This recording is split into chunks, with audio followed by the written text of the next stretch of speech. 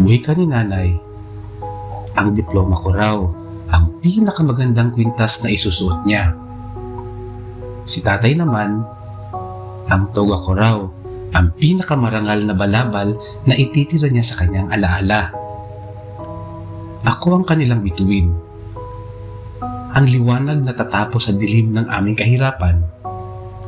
Ang sagot sa bawat patak ng pawis sa ilalim ng mainit na sikat ng araw. Pero isang gabi, ang bituin ay nahulog. Hindi sa langit, kundi sa isang pagkakamaling hindi na mabubura ng luha. Ang liwanag ay napalitan ng takot at ang mga pangarap biglang natabunan ng isang balitang yumanig sa pundasyon ng aming tahanan. Nay, tay, patawad. 2 salita, 5 pantig na kasing bigat ng buong mundo. Nakita ko ang pagbuhos sa mga mata ni tatay. Ang mga kamay niyang magaspang ay biglang nanginig. Nakita ko ang pag-agos ng ilog sa mga mata ni nanay.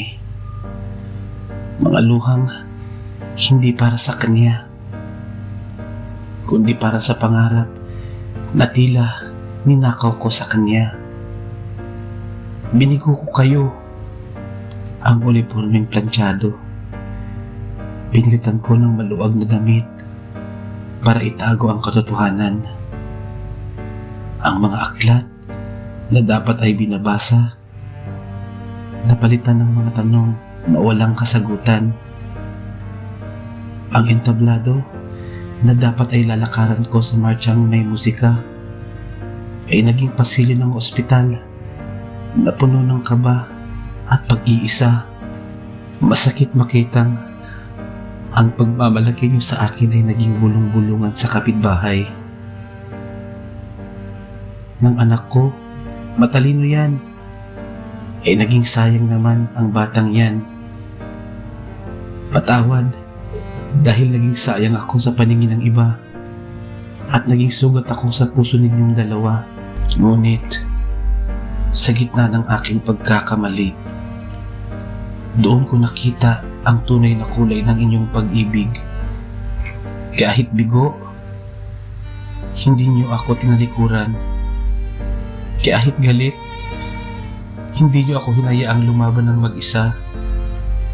Ang duyan na ito na aking uuyu-uyuin ay hindi simbolo ng aking pagsuko, kundi ng bago kong paninindigan. Maaaring naging liko ang aking landas. Maaaring na-delay ang pag-akyat sa mataas na antas. Pero pangako, ang pangarap niyo para sa akin ay hindi ko bibitawan.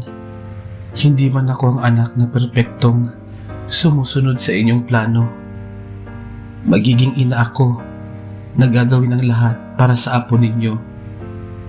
At balang araw, isusuot ko pa rin ang diploma. Bit-bit ang aral ng pagkakamali ay hindi dulo, kundi isang panibagong simula. Patawad, nanay at tatay, at salamat dahil sa kabila ng lahat, ako pa rin ay inyong anak.